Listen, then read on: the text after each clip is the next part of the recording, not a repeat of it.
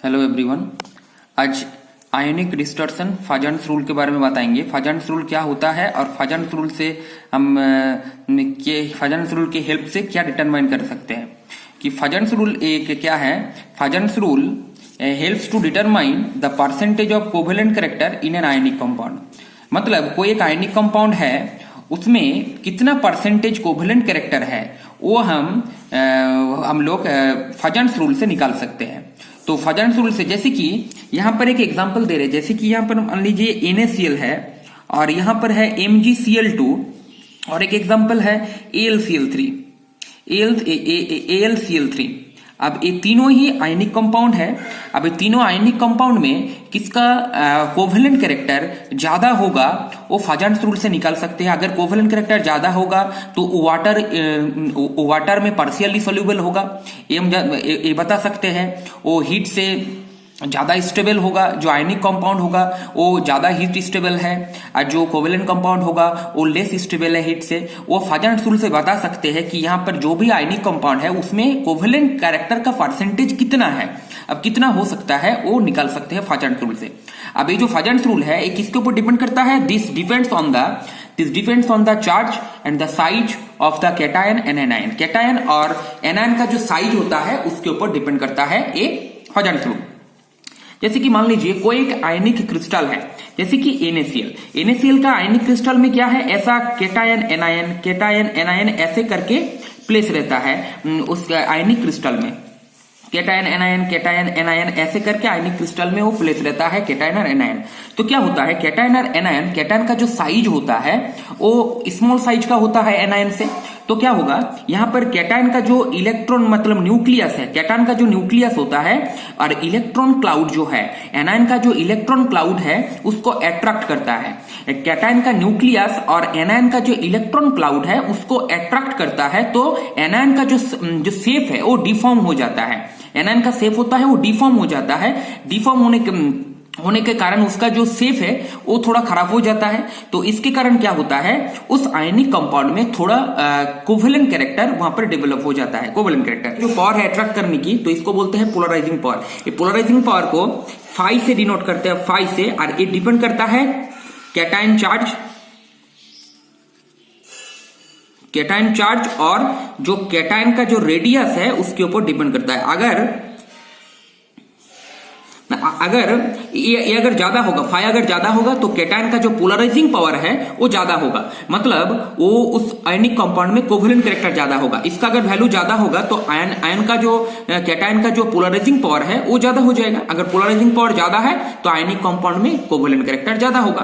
तो अब एक किसके ऊपर डिपेंड करेगा, कैटायन चार्ज और कैटायन रेडियस। अगर कैटायन का चार्ज ज्यादा है तो ये ज्यादा होगा, तो उस आयनिक कंपाउंड में कोवेलेंट कैरेक्टर ज्यादा होगा। अगर कैटायन का रेडियस कम होता है तो ये ज्यादा होगा। तो कैटायन रेडियस अगर कम है तो ये ज्यादा होगा, तो आयनिक कंपाउंड में कोवेलेंट कैरेक्टर ज्यादा होगा। अब यहां पर देखिए तीनों एग्जांपल है NaCl, MgCl2 और AlCl3। तो यहां पर Na+ है, यहां पर इसको अगर आयनाइज करेंगे तो यहां पर Na+ है। अब इसको आयनाइज करेंगे तो Mg2+ है, Cl- और यहां पर होगा AlCl3+, यहां पर होगा Al3+। अब यहां पर देखिए क्या होता है, Na+, Mg2+ और Al3+। अब यहां पर जो कैटायन का जो चार्ज है, अब तीनों में जो कैटायन का चार्ज है यहां पर +1, यहां पर +2, यहां पर +3, मतलब एल्यूमिनियम में चार्ज ज्यादा है। तो यहां पर जो 5 वैल्यू है ये एल्यूमिनियम का Al3+ का सबसे ज्यादा होगा। इसके बाद जो 5 वैल्यू है वो Mg2+ का होगा। उसके बाद जो 5 वैल्यू है वो सोडियम का उसके बाद ज्यादा होगा, मतलब सबसे ज्यादा होगा Al3+ का। तो Al3+ का अगर सबसे ज्यादा है तो इसका जो पोलराइजिंग पावर है वो ज्यादा होगा, मतलब आयनिक कंपाउंड में कोवेलेंट कैरेक्टर ज्यादा होगा। मतलब AlCl3 इसलिए पार्शियली सोल्यूबल है वाटर में, लेकिन NaCl जो है ये पूरा सोल्यूबल है वाटर में। तो MgCl2, तो इसमें क्या होगा, इसमें मैक्सिमम कोवेलेंट कैरेक्टर प्रेजेंट है और इसमें कोवेलेंट कैरेक्टर ज्यादा प्रेजेंट नहीं है, आयनिक कैरेक्टर ज्यादा प्रेजेंट होता है। तो ऐसे जो भी आयनिक कंपाउंड है उसमें बता सकते हैं कि कौन ज्यादा आयनिक कंपाउंड किसमें ज्यादा है, किसमें कोवेलेंट कैरेक्टर ज्यादा है। और कोवेलेंट कैरेक्टर जानने से हम बता सकते हैं कि ये हीट लेस स्टेबल है कि मोर स्टेबल है हीट के, और यहाँ पर सोल्यूबल क्या होगा कि नहीं होगा, वाटर सोल्यूबल होगा कि ऑर्गेनिक सॉल्वेंट में सोल्यूबल होगा, ये सब बता सकते हैं फाजन्स रूल के थ्रू।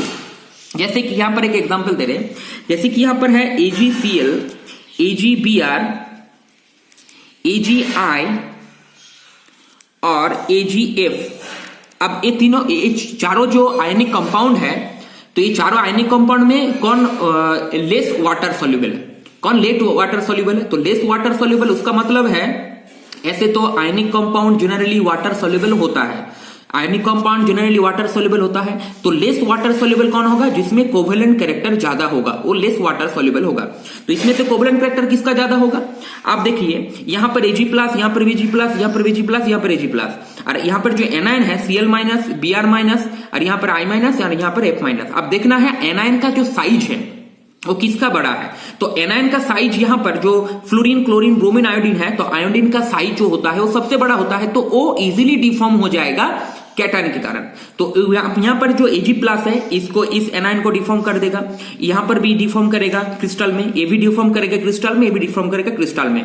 लेकिन आयोडीन का जो साइज है वो सबसे बड़ा है साइज हैलोजन में, तो यहां पर जो उसका जो इलेक्ट्रॉन क्लाउड है वो बड़ा है, तो वहां पर क्या होगा, ये जो कैटायन है यहां का इसको आयोडीन को ज्यादा डिफॉर्म कर देगा, मतलब उसको शेप को थोड़ा डिफॉर्म कर देगा, इलेक्ट्रॉन क्लाउड को डिफॉर्म कर देगा यहां पर। तो मतलब AgI में क्या होता है, AgI में क्या होगा, तो इसीलिए कोवेलेंट कैरेक्टर ज्यादा आ जाएगा। तो कोवेलेंट कैरेक्टर अगर AgI में ज्यादा हो जाएगा तो ये लेस वाटर सोल्यूबल होगा। तो ऐसे करके निकल सकते हैं किसी भी आयनिक कंपाउंड में कोवेलेंट कैरेक्टर ज्यादा है साधारण रूप से, ठीक है।